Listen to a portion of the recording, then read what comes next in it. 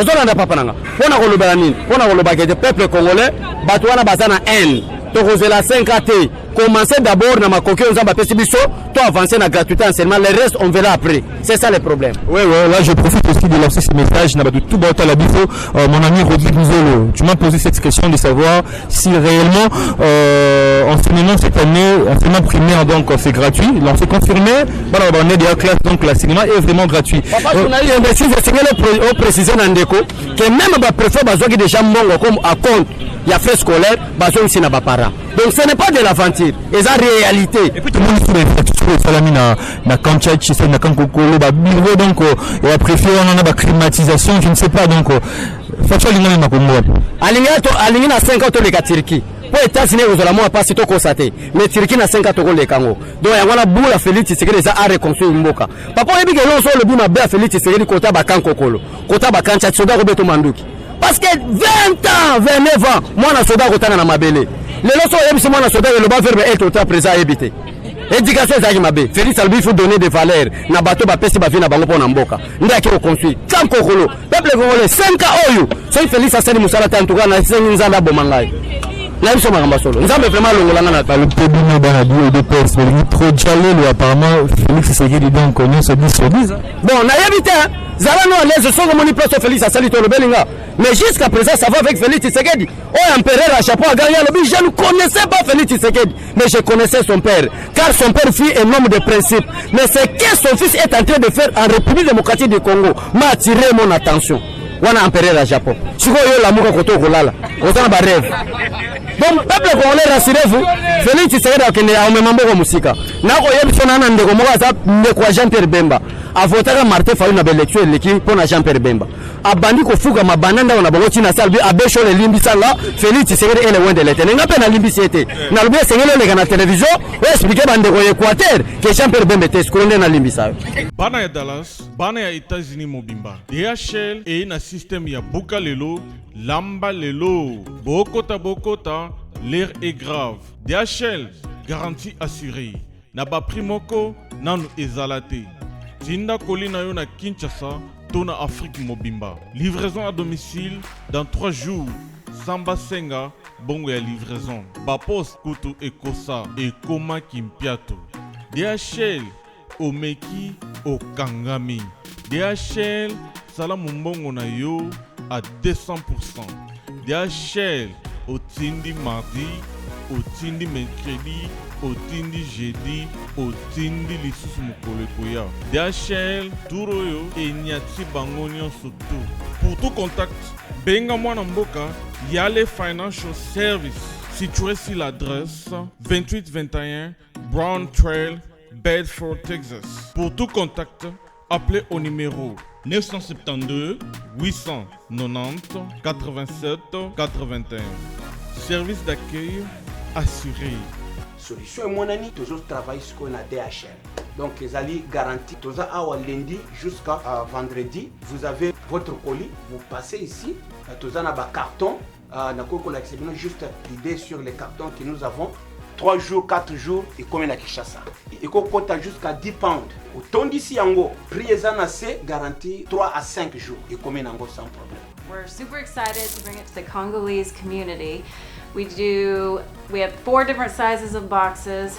It's reliable, fast service there within 3 days, and we have a really good competitive price. Chez Yale Financial Services, solution et monanier.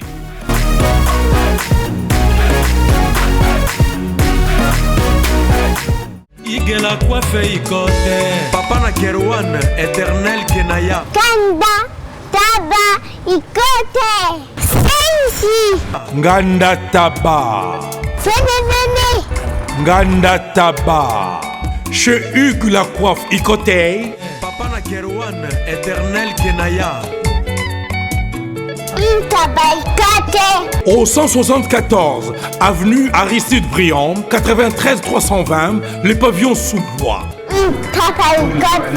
À la petite porte à gauche, association Hugues Icoté. Ntaba Ikote. 01 41 55 0000. Ntaba Ikote. Takas. Descartes Construction et yeah! Fini l'inquiétude pour la réalisation de vos constructions de rêves en RDC au prix imbattable. Grâce à votre entreprise installée en RDC uniquement pour vous, spécialisée en construction, réfection, bâtiments, immeubles, vente de terrains, travaux publics, avec les ingénieurs architectes qualifiés au prix incroyable. Descartes Construction est aussi spécialisée en luminosité des bâtiments et éclairage public, installation des systèmes d'alerte, intrusion pour des maisons et véhicules et tout d'autres services. Nous acceptons aussi les paiements par tranche au prix incroyable. Pas d'hésitation avec Descartes Construction. Vous serez jamais déçus. Pour tout contact, notre email est descartesconstruction@gmail.com. Notre numéro de contact plus 447 93 92 82 813 et appelez-nous pour Kinshasa plus 243 89 91 56 86 2. Descartes Construction à Tozana Mbongo Moké, opération Tongana RDC. L'agence d'export et d'import Michelo Atlantic Shipping et yé bana ya Canada, bana ya USA, bomitungisa lisusu te. Pour tous vos achats et ventes de voitures, pièces de rechange et les accessoires possibles. Na koti na ba koli na bino na Kinshasa, bomitungisa penza te. Please, bakoya kozwa koli tina ndako. Pour tout contact, benga Michel Lukadi. Plus 1 508 371 60 43 USA na Canada. Pour la Kinshasa, benga na plus 243 89 551 30 38. Michelo Atlantic Shipping. Yaboye, Bazuapi. Bonjour mesdames et messieurs, merci de rester branchés sur Congo Promo Télévision. Dans cette émission Excellence présentée par Scotty Kabalou, la justice de la presse, merci de rester branchés avec cette attention qui est vraiment soutenue dans cette émission Excellence. Donc là, je vous demande encore de vous abonner massivement sur Congo Promo Télévision. Donc aujourd'hui, nous sommes dans la commune de Limité parce que ça bouge la politique vraiment. Il y a beaucoup des actualités. Comme nous, on a origine, ce qui est juste. C'est pour cela nous sommes là avec un invité habituel de cette émission, donc Abbé Cholé. Donc restez vraiment branchés parce que nous allons parler des titres comme Domo Boyebi, ce qui s'est passé en Afrique du Sud, là où nous les Congolais on a été massacrés. Pour la préoccupation, Abbé Cholé hier, avec investiture et un gouvernement, on a parlé du peuple. Nous allons essayer un peu de parler encore de ce qui se bouge.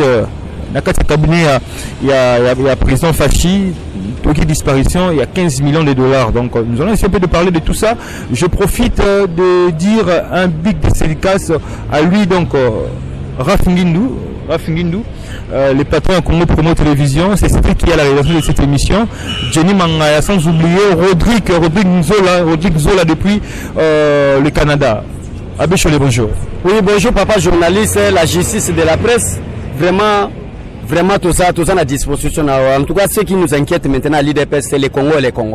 Les Congolais parce que ça bouge, parce que éclaircir sa opinion tout dans l'Arabiso, il y a des gens là où peut acclamation. Donc c'est pour ça en tant que communicateur de cette partie qui est l'UDPS. Directement tout cela on a ce qui fait mal, très mal vraiment. Tout le monde a des réseaux sociaux, on a des téléphones, là où les Congolais sont très massacrés par les Sud-Africains. On a eu un problème. Tu regrettes. Bamboka mususu sakana ba Congolais mais a fait d'ici des temps. Ba wuti na guerre et apartheid. C'est le président Mobutu a télé à l'obike bo sauver Nelson Mandela. Ba zangi bekola kotanga wana toza déjà les années 65 jusqu'à 69. Même jusqu'à 70. Ba Sud-Africain bazo uta Afrique d'ici bazo kotanga awa. Bana bango bazo kozwa soins médicaux. Bazo fanda même na ba quartier résidentiel place ba citoyen congolais bazo fanda. Mais to sala bango mabete. Et le si Afrique du Sud et Afrique du Sud, avec son indépendance, c'est à cause des Aïrois. C'est à cause aujourd'hui des Congolais. Mais nous comprenons les Sud-Africains. Il y a un papa journaliste, merci toi, Nakanda. On a une minute que tout le monde Sud-Africain pour les gars retomber moto. On a lancé un message officiel Congolais, Congolaises. On s'en a Beni, on s'en a Butembo, on s'en a Bas-Congo, on s'en a Ville qui quitte. On a partout au Babeni la République démocratique du Congo. Au monde Sud-Africain, bon, c'est va revendiquer Botumbape Moko. Parce que c'est ça. Et puis, eux qui marchent déjà prévu pour la revendication, on a c'est comment on a été sur le Bani. Oui, tu organises marche, c'est vraiment organisé par l'IDPS, mais dans la société civile. Le rôle de tous les Congolais, c'est qu'ils ont emboîté parce que la population va libérer. Nous avons lancé un message que vendredi à partir de 9h, nous sommes à la place des évolués. Nous avons une ambassade d'Afrique du Sud en passant par les consulats sud-africains. Qui sont les Congolais? C'est ça. Mais qui sont les Congolais? Parce que Marambo, déjà, c'est entre État et État. Basali ba Congolais mabé. Et là, on a Congo. Meki Kosala pour essayer un peu de trouver intérêt d'entente, ma résolution, parce que les Congolais basili dans Sud-Afrique, Moussou Bazali. Donc, pour retrouver que monsieur Moro est bien pour l'eau qu'on est répété, est-ce que les Congolais basali ba Konzi à Congo? Ouais, président de la République Alinga qui ne forum Moko Boyko Kendango. Parce que s'il y a des présidents, les Moko ont inquiétude des Congolais, c'est le président Félix Tshisekedi. Aboyko Kenda forum Wana et ambassade les représentants du président sud-africain par les canaux de son ambassadeur ici est interpellé au service compétent de la République pour régler la situation. Il y a un avant qui a réglé parce que Makamobo l'État a réglé de manière pacifique. Mais ils sont marchés au les pacifiques. Donc, ceux qui écoutent les sud-africains, c'est ce qu'ils ont c'est violent, il ne faut pas être hypocrite. Les États causent des choses pacifiquement. Mais nous, la population, parce qu'il y a nos compatriotes qui sont tués au niveau de l'Afrique du Sud, ils sont aujourd'hui de manière pacifique. Et c'est ce qu'ils ont revendiqué parce qu'un Congolais équivaut à 10 Sud-Africains. Les Congolais ont de la valeur. Les Congolais ont des richesses plus que l'Afrique du Sud. Et si l'Afrique du Sud aujourd'hui est construite, c'est grâce aux Congolais. Les meilleurs docteurs, les meilleurs professeurs qui se trouvent en Afrique du Sud, ce sont des Congolais. Et on a un Congolais vaut 10 Sud-Africains. Du fait que Babomi jusqu'à présent, Toyota 6, c'est 8, 10, et c'est 100 Sud-Africains qui sont au Congo. Donc on ne peut pas être hypocrite à cause de cela. Moi, personnellement, d'une manière biologique en Afrique du Sud. On a la vérité. Mais parce qu'ils sont des Congolais, en tout cas, en Afrique du Sud, vendredi, ceux qui ont l'ambassade d'Afrique du Sud, je pense que les Congolais ne sont pas des lâches. Dans cette émission, on n'est pas en train de prôner moi, la violence, on n'est pas là. Mais les Congolais ne sont pas des lâches. Personnellement, je soutiens vraiment cette marche Salama pour faire bien.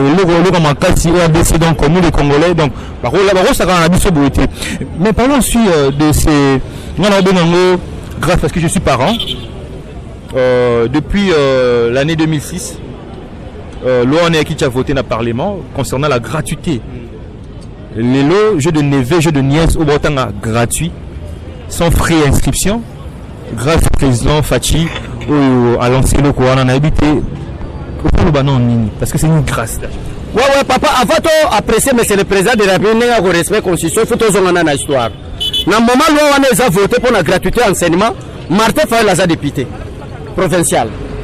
Après provincial, Martin Fayoulou a député national. Papa n'a pas journaliste, la justice de la presse. Journaliste d'investigation. On pose des questions très pertinentes pour éclaircir le peuple congolais. Nous allons émission.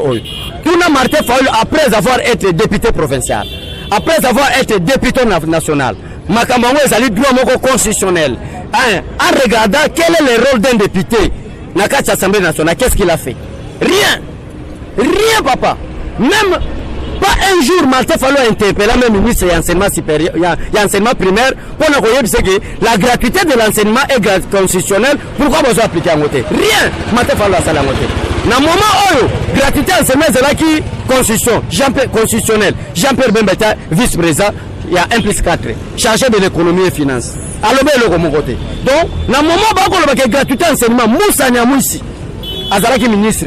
Dans le moment où il y a gratuité d'enseignement, on a vu son frère Freddy Matungulu, ministre de l'économie. Dans le moment où il y a gratuité d'enseignement, Adolphe Mouzitou, premier ministre, nommé par Joseph Kabila, va appliquer à tel mon côté. À tel basala te peuple congolais. Et le loba n'imba pas sa leçon à peuple congolais que Félix Tshisekedi a été nommé. Ça, il faut être un imbécile, excusez-moi pour le terme, mais pour parler comme ça, il faut être un idiot. Papa, si on a une émission dans le Banakanda parce que le Congo nous inquiète. Biso le loto bokoto kachasu bamboula bisote. Je suis né le 6 mois 1985. Je crois que j'ai totalisé 34 ans déjà. Ozolanda papa, sans travail ni marié. À cause de qui? À cause de ces mauvais politiciens qu'on appelle de Lamoukala, de Adolphe Mouzitou, de Martin Fayoul. Donc merci beaucoup président de la République, gratuité enseignement. Papa yo posa kinwa oyebe impact na ngote. Tuna biso bato bota manabota mana kikwite, oza na kacha bandundu. Tuna biso ba village to biso impact ya gratuité enseignement. Même na ville kikwite place of chef ngeza, balobi ke so bazwa Adolphe Mouzitou na Martin Fayoul fo batumba bango. Parce que makambo ba kosela bango tamulai, ba koseli Félix Tshisekedi tamulai, na yego sauver bande qu'on a besoin de l'intérieur parce que dans niveau intérieur l'école conventionnelle catholique na l'école officielle ezamo ebele par rapport à ville à Kinshasa. Donc kuwana na Kinshasa batu ba mona ngote kuwana nde batu ba comprendre batanini ya intérieur ya mwana batalamuka par Martin Fayoulou parce que na lamuka tika liga Martin Fayoulou parce que Jean-Pierre Bemba ne peut pas être encore candidat aux élections suite à appel à Salaki il y a sibonation de témoins on va confirmer la chambre après conformément à la loi électorale il ne peut pas postuler donc il y a des cartes moi tout engagé parce que c'est un aventurier mais total en Martin Fayoulou abani obengi sabato mais loko ba benga o gratuité enseignement on lui applaudir le président de la République voilà monsieur le président merci j'étais escroc maintenant tu m'as convaincu Martin Fayoulou ako sakisa bana na moi nda kuna chambre salon ya SID o bakata na rideau et puis président d'un parti politique azana na bureau te ndako mutu ako futa la chambre salon bakati na rideau Ozolanda, ba secrétaire national va travailler wapi. Un aventurier de plus. Donc, au lieu de solo là, à expliquer au peuple que gratuité enseignement, tout ça qu'on sait que ça qui rêve. Et comme une réalité, papa n'a la justice de la presse, n'a moi personnellement. N'a qu'un moment à matin, il faut la diabolisation. N'a pas militant na ya SID. N'a pas trop bazaba mpangistanais. Ba oba memara N. A quel moment bango yeb sabango, mais à titre gratuité enseignement. Et bon, on a récréation, mi katena banda olé sabango. Regardez le niveau politicien magambo au Kanisa. Donc Félix Tshisekedi banda pesa kama mikate. D'abord uniforme. Pas bien en gratuité enseignement. Ako yeb saba pense pengele na baniko mayengele. Bolo bana ba télévision que gratuit enseignement bien sûr. Et bon moi mikate na récré. Mbonga ba uniforme ba kaina na kopesa. Regardez le niveau ba politicien congolais. Donc biso toza derrière le président des pays to le bango na kanda conformément à la parole même de Dieu et à la constitution où la parole de Dieu stipule que non à cause de l'amour de Sion je ne m'éterai pas. Moi aussi à cause de l'amour du Congo et des Congolais je ne m'éterai pas. La CPL la likambo chef de l'état Sali président Nabiso président Fachi pour tola bande ko ba famille ba bande ko moyen président souté ta conjoncture to mener na mboka tola moyen difficile mais loko a Sali de la CPL na makasi de la PCGA ba longue vie ba bon travail ba idée pe kitoko belé ouais de là le minga on bâti on a été que parents d'abord ils ont une initiative moi à observer quoi parce que nga bana na zone si ba on a une école privée parce que tout le monde a une entreprise de côté maman penate côté belé qui ont approuvé pour soutenir l'état na ba financement côté à ba école et surtout le monde tout le monde parce que mon temps bo salaire gratuité na école. Et surtout, il faut tout le monde qui peut débloquer moi somme mon pour ça na école pour le financement, ba créer babilo qu'on a tout. Frais de fonctionnement voilà. Surtout pour tout le monde qui va créer bana ba somme ba on na ba bon ba entrée, ba inscription mais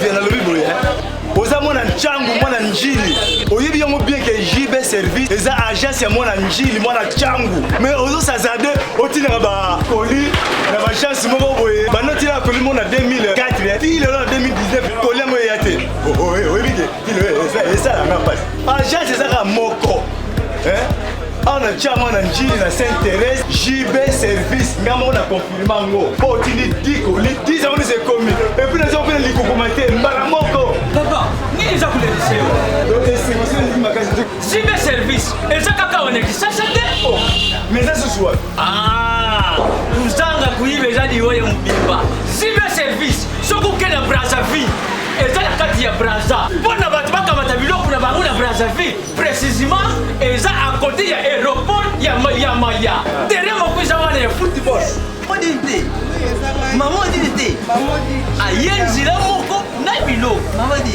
oui nayenzela mona biloko tokoma elobi toza awa mpona bino tosala mosala mpona bino aza mondeli te motu mwindo azali congolais lokula yo na ngai azali motu mwindu me makila mondele José Bayila yango moni jibe service mikolo bato bazolobaka nayeka kapafwa zaileo La coiffe Ikoté. Et enfin, je suis arrivé. Salon Hugues la coiffe Ikoté. Non seulement c'est un salon de coiffure, mais aussi une machine de transformation des hommes et femmes. Regardez-moi comment je suis. Vilain. Mais attendez, 2 minutes. Bogart. Vous allez voir.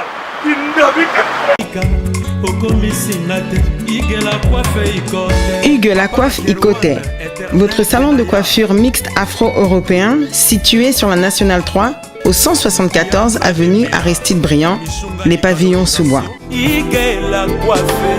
Pour plus de précisions, veuillez nous contacter au 01 41 55 00 00 ou encore sur notre site huguelacoiffeikoté.com. Nous sommes ouverts tous les jours de 8h à 20h, même les jours fériés. Hugues la coiffe Ikoté, l'homme qui coiffe la ville. Hugues la coiffe Ikoté, le salon de coiffure mixte afro-européenne de proximité. Au 174 avenue Aristide Briand, les pavillons sous bois sur la Nationale 3. Un seul numéro, 01 41 55 00 00. La beauté de votre chevelure chez votre frère. Hugues la coiffe Ikoté, même père, même mère. Chikicha, chikicha, cha cha. La beauté peut tout changer. Salon Hugues la coiffe Ikoté. Quelle beauté! Sexy pour les femmes, dindindi pour les hommes. L'inscription est gratuite. Bon. C'est pour cela que mes parents, tout le monde ont un peu drôle. Ils appellent drôle, mais tout est en bas dans la privée. Peut-être l'année prochaine, tout le monde va continuer bien. Tout l'andapé bon. Bon, message n'a coupé ça na autorité mboka ezaki bazwa serré na marambo ba sala parce que moni to boya ba grève moins à la masse parce que ceux ba école privée za qui za ko soutenir ba grève mususu et puis que bango lo kwa to futara là moi ba la grève à l'été zati mettant bozo mambo la mais il faut ba chapena série surtout ba professeur ba za le roi ba soba pour soldats aux années 40 000 fois parce que pour les exécution d'abord réclamation après mais chez les professeurs ils ont bonté alors faut moi sérieux à côté vraiment voilà mettre mon ami sur la qualité hein? Oui bon sur qualité on a dans le bela parce que biso musu bata privé to CP pour bana bascal muké tout à la peu la prochaine ce qui faut continuer comme ça peut-être tout l'anda pe ban bon to moni en tout cas to CP na yango biso ba parents parce que to souffrir mingi na kufuta ba minerval chaque année très cher mais na mbolo lokolo ba pesi biso gratuité wana to CP na yango ba parents nyonso en tout cas partout na leki bazali ko CP là. Oui, c'est là, mais est-ce que le gouvernement a foutu là-bas? On a un tout parce que vous avez toi on a 26 provinces. Il y a des petits problèmes. Le gouvernement ce qui a fait un foutu parce qu'il y a un peu gratuité voilà. Ça vous fout un bon. Papa, oui, pour demander papa a les amours à l'école. C'est tant de temps dans la il a été gratuit déjà pour la première fois dans on a besoin de RDC. Bon, ngala koloba, tant ngala tangaki. La première année dans primaire, c'est première année. La tanga qui est gratuitement, la pesa qui va minerve, la fouta qui est le côté. Ba cahier, ba pesa inga ofele. Ba porte plume yo ofele. Ma camion na joie qui en ofele. Mais tant on a côté la deuxième, pour la tanga qui sélectionné. Ba ngai moko na sombaki, ba mikanda na ngai ba livre na tanga qui, ba biki na ngai, na sombaki ngai moko. Na bakaye na sombaka ndambo bapesa nga yo fele wana za koloba sincèrement depuis tout foot on a-t-il les lots gratuités de cause bon jusqu'à na si to sirisaki gratuitement na 6e primaire nde na futaki te kulia na biso nde tozalaki kosomba tozala kolia yofelete tozala ki na ba réfectoire ndembongo tozala kufuta wana na primaire mais tant to côté na secondaire c'était la même chose pe kaka tozala kolia okokenda na mbongo na yo okufuta pi ba moi quelque chose wana ba nini de 60 ngana bandi classe na ngana 59 jusqu'à na 71 na sirisaki mais na tango na côté na secondaire na tanga ki na secondaire na privé awana Kinshasa na futa ki Minerva mais base kuna na ba leta na yebaki te mais déjà on a déjà parce que c'est bandi est-ce que maman ba grève tombe signer ba futa ba moto moi to ça pe ngambili na soki ba futi ba moto en tout cas kuna na kokoko yebate proposition ba enseignant ni ba grève kuna na kokoko yebate ouais merci beaucoup conseil au gouvernement bon na sengi le gouvernement premier ministre atie budget ya ba enseignant pour totanga pe malam et pour ces gens là qui évoque peut-être Balobi avant tout comme président de la République appliquer gratuité enseignement là, il fallait commencer par les infrastructures et ça cause aussi problème. Il y a un moment où tout va dans mesure que les écoles loin qui est loin de la ville à Kinshasa parce que le bien partenaire à mini à l'intérieur mais la ville à Kinshasa infrastructure pena et là pena moi mon qui pour recevoir banana tout na au stali gratuité enseignement non ya motema mabe osomona mutu soka linyote atoza no kovo akoluka mwaya kanga tanzinzi na kovo akoluka kaka yeba place ni amezole kana mutu no meza kovo donc on a lobeza motema mabe bon Félix Tshisekedi na programme le peuple congolais par an 1000 écoles na 5 ans Félix Tshisekedi ne tandi à République démocratique du Congo to 5000 écoles siko to kanga na bana batanga teto c'est la 5000 écoles c'est en 2023 ça c'est une fois avoir l'esprit diabolique l'esprit satanique qui anime les gens de la Mouka. Oyebi que Genève qui était bakenda kuna bakenda signer contrat na Satan na Lucifer. Oyebi bato ba mema ki bango baza ba paré na bango, baza ba français et seul peuple na monde balinga fétiche mais ce sont des français. Franc-maçon za ba français, ba créer un groupe de Satan Robert 666. Ne place bakenda ko mema Martin Fayulu asimé yango. Yango zo mona lelo Martin Fayulu zo comprendre sous politique. Moi ndama no soto format na UDPS. Pour ça ko ya parlement de bois. Passer par ici. Il a passé papa yo ko mona pa ko tamona fuga ba sombe le to Samuel. Mais biso to ebile ko parlementaire de bois ko tambola awa. Makolo awa. Imaginez-vous peuple congolais na jour à marche. Il y a soi-disant vérité des îles. Bah moi ye beti mutuka 8 milita mula iba pine to boki ngomoko. Ako lelaka na kaso ke général kaso tombo linga ba pina mutuka. Félix Tshisekedi aza mituka sel ko leka ba boma ba tumba mituka nae. Alela mituka ta za ko réclamer ka la vie des Congolais. Ozolanda papa nanga. Pona ko lobela nini? Pona ko lobaka de peuple congolais bato wana bazana haine.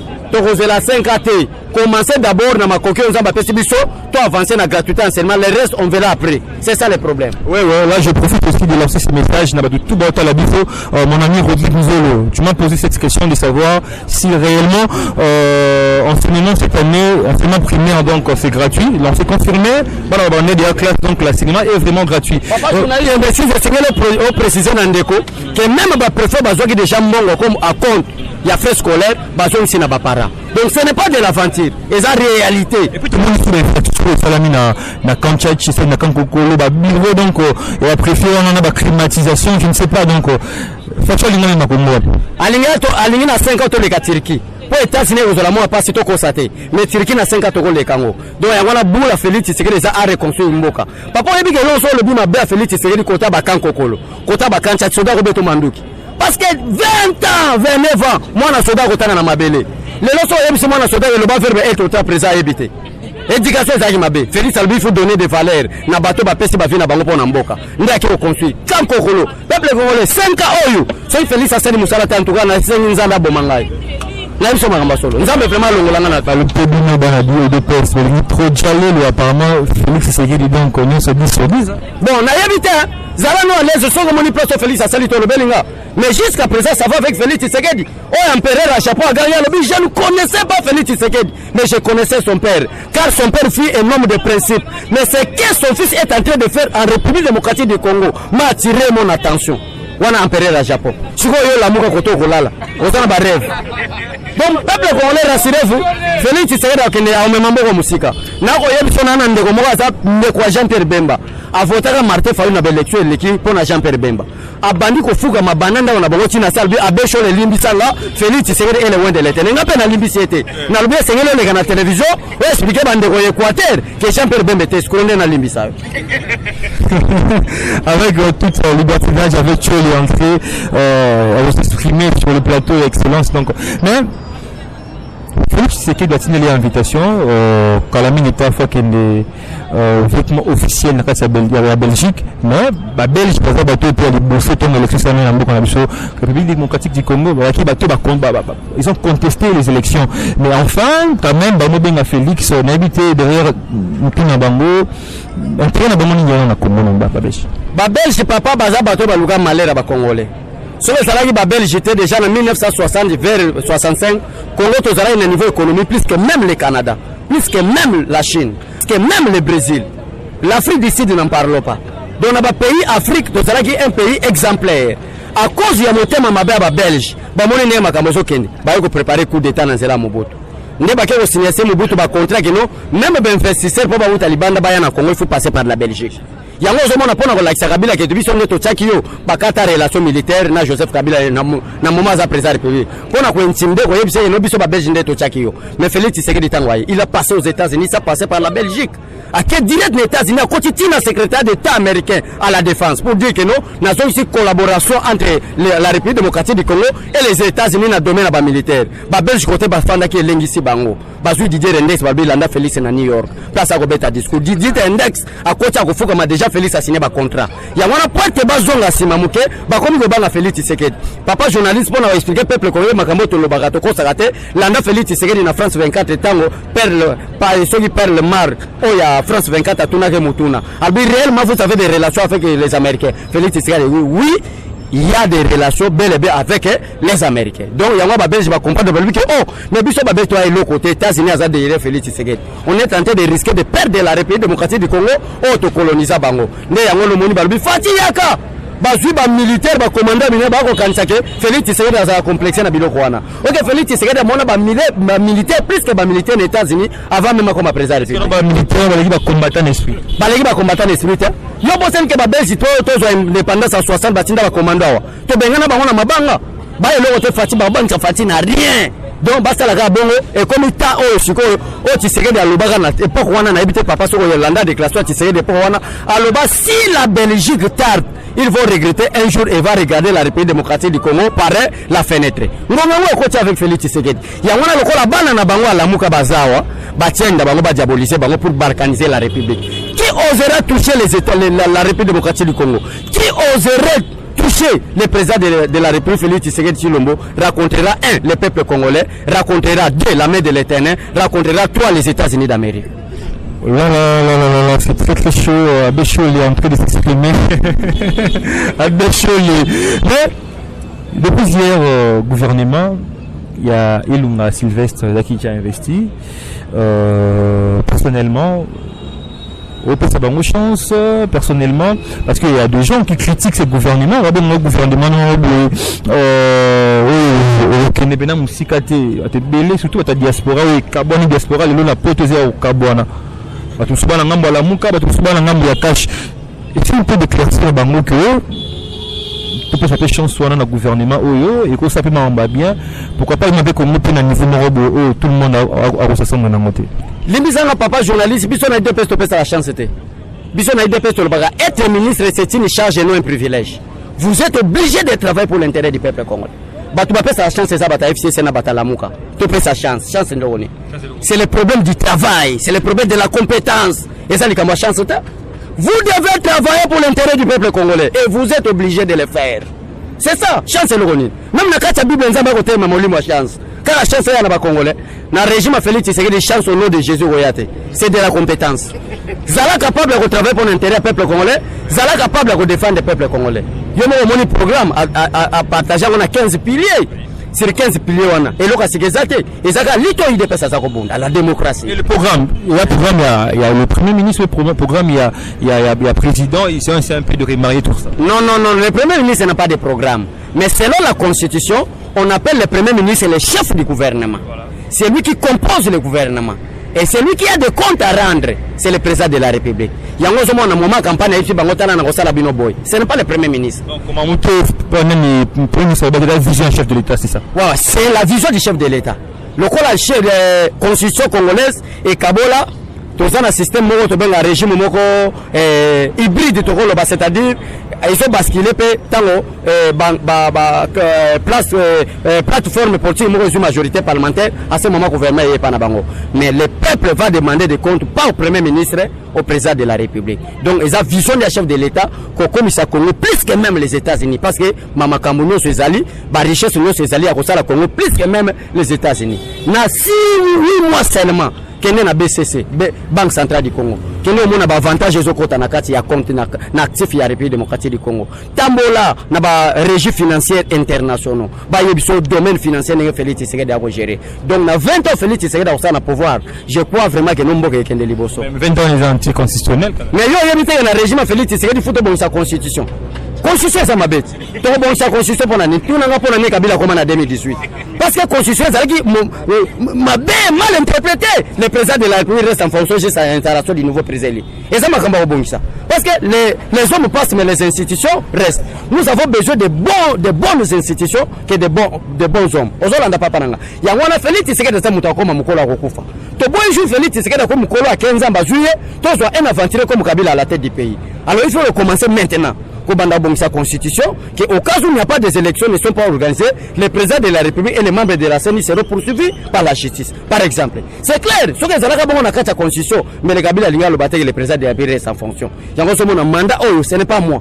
Na basalo ner ne bakolo babongo ngaite so ko tout le monde batala mo ba yipso geza bongo bakolo babongo ba que tous les politiciens congolais sont indisciplinés mais la discipline on a trouvé à la personne de Félix Tshisekedi ko pese ka 5 à 10 ans le kakaboy ba congolais ba osonga na indiscipline il faut mo atamulai à éradiquer indiscipline na kata classe politique congolaise nde makambo kende liboso ya wana ngate le salon d'honneur ngaba tout papa na ah monsieur mais milinga sous na kati ya cabinet président 15 millions quand même ba représentant ba professeur ou ba autant ça ba na bifo ba représentant ba fonctionnaire ou ba mbongo les 15 millions disparus et na mambwana tout chapeauté le chef du cabinet président de la République donc à la personne de Vital Kamerhe et plutôt qui paraîtrait qu'il s'est lancé à Tinga à démission pour démissionner dans le cabinet président on a habité mariage entre l'UNC et l'UDPS, ça tient plus là.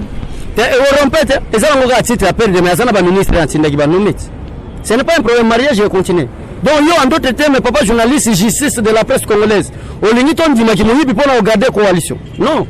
Même aux amours IDP sur l'outil IDP sur Ibi Mongwanato c'est pas un hôtel. Néanmoins qu'elles à la locuta. En tout cas sur les affaires au Kabana, ma belle makasi koto saganate. Parce que toi un méchant congolais faut vivre en tant que monde. Congolais faut jouer sa dignité naï. Na profiter de l'occasion na chaîne non pour étaler magaming na répondre député on a bossa ni kombo nae ko lo ba ke Félix Tshisekedi a revager mingi. Ça c'est de l'indiscipline. Quand on a koyo biso ke batu ya FCC na batu ya Lamuka, ce sont des politiciens indisciplinés bande kwa diaspora ba lubi ke abesho les diminuer aux radicales. Naza la radical tendeni face nanga eza ba indiscipliné. Donc un indiscipliné pour na ko éradiquer, il faut revêtir indiscipline boko kananam. Tant boko kani bo sel makamba ba indiscipliné nde ramener na raison. Yo za na posa Félix Tshisekedi la taper pour son discipline tant que biso tozawana. Jamais Félix Tshisekedi comme indiscipliné te. Ogife Kabuya pas comme indiscipliné te. Jamais Kabuni pas comme indiscipliné te. Nous la base to revêtir to za ba discipliné. Mais tant que talaka lokola député wana. Asa pas député à Lamuka. Ako lo ba ke Félix Tshisekedi va gebele ba betele maboko banani bata FCC. Mais na mission na kala na ebiso ke FCC na Lamuka baza famille politique moko pona ko taba ko kajam na président de la République peuple congolais andimelangati.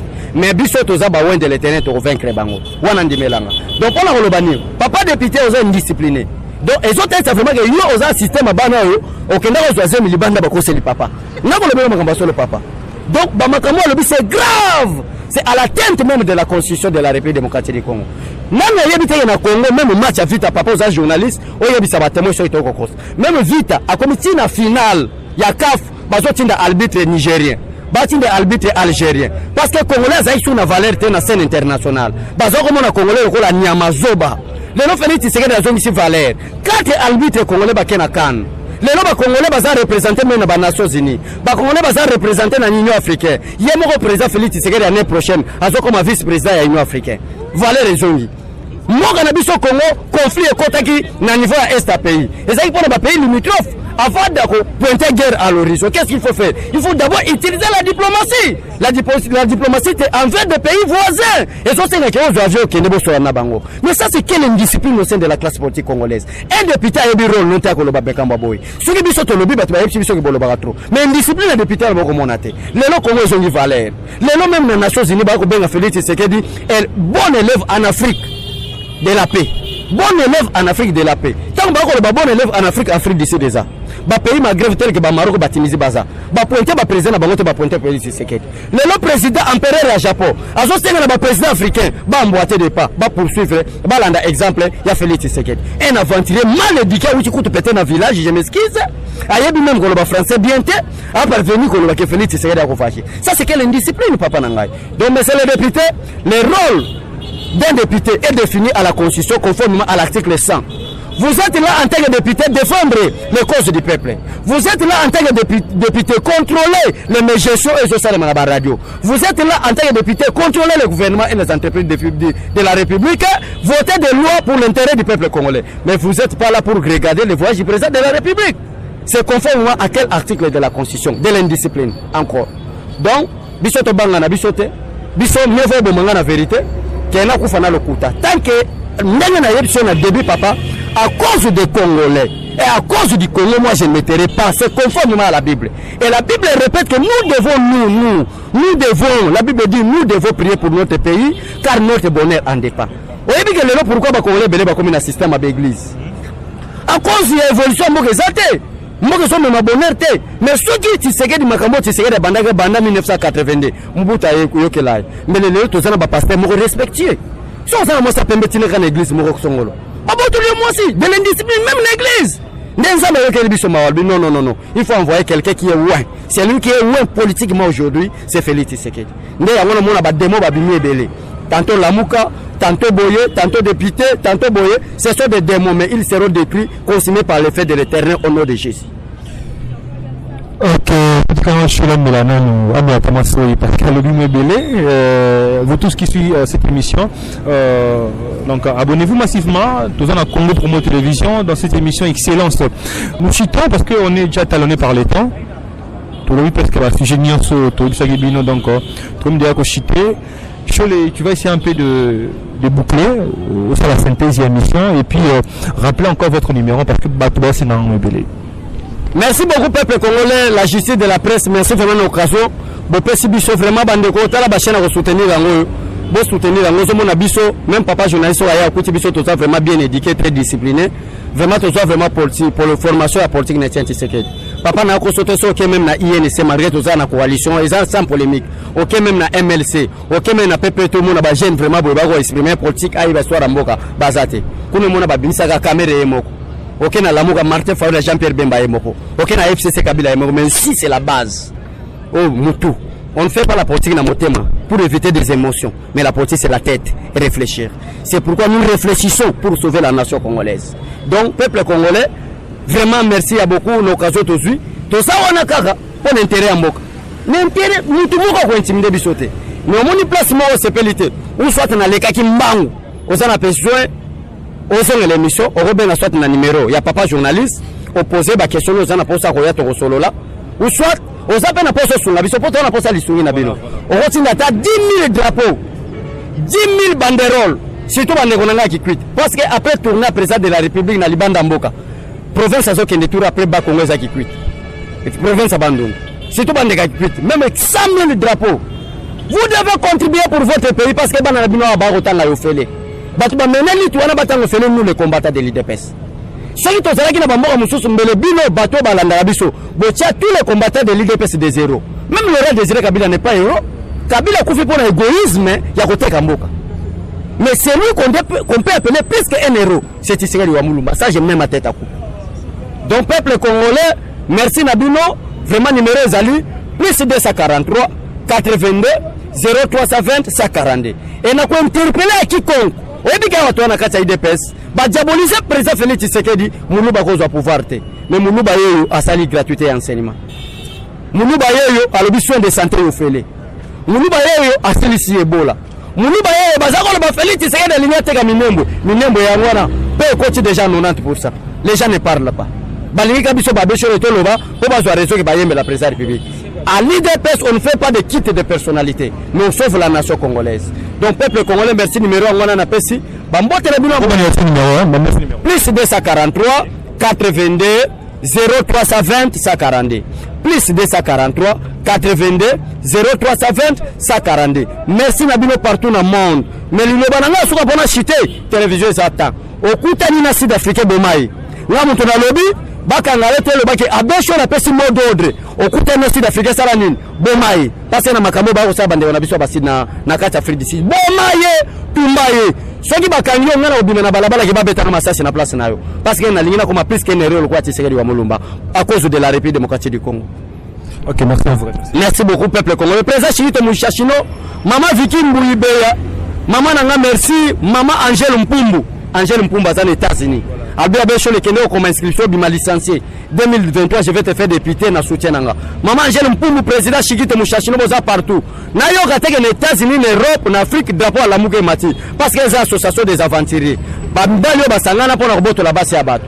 Ozolanda donc nzamba pambola bino. OK, moi aussi je profite de dire merci à président Chirito Mushashino donc depuis les États-Unis. Le boss Raf Ngindou, le promoteur donc Mambutele dans la Congo Promo, c'est lui qui est le coach, le boss. Donc merci à tous ces gens-là qui nous ont suivis. Pour le numéro à l'élo, donc on vous remercie. Veuillez rester branchés sur Congo Promo Télévision et bonne suite de programme sur Congo Promo Télévision. Au revoir. Bolingo ya Nzambe auti likolo akitia wana se. Bolingo ya Nzambe alati nzoto lokola se moto. Bolingo ya Nzambe amatine kulusu afuti nyongo nanga. Yango dans ma vie, je ne combats plus pour la victoire mais je suis victorieux. Il y a 2000 ans à la croix, Christ s'écria, tout est accompli.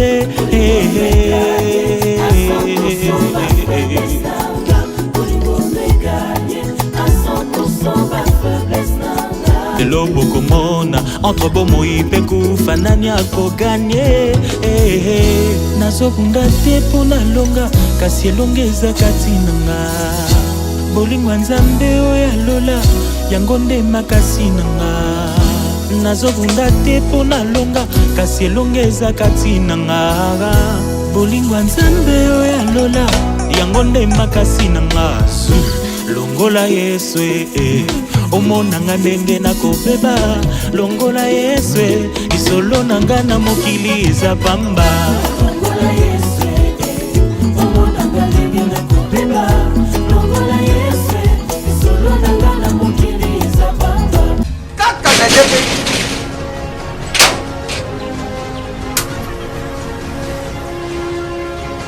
ce pays ici c'est la Dacia ce pays c'est Tabaka Louis Izaneyo, Mengaït.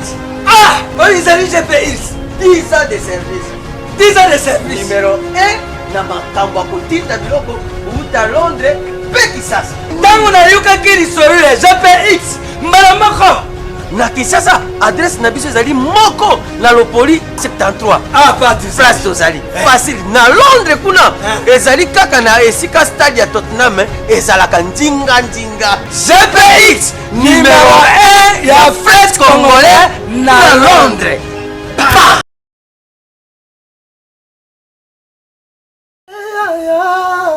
Bongo te Willie, bongo te tokaye.